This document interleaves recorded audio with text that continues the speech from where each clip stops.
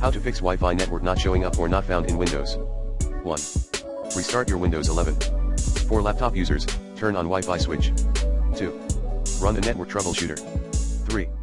Update your Wi-Fi driver using the recommended Avast driver updater in this video guide. 4.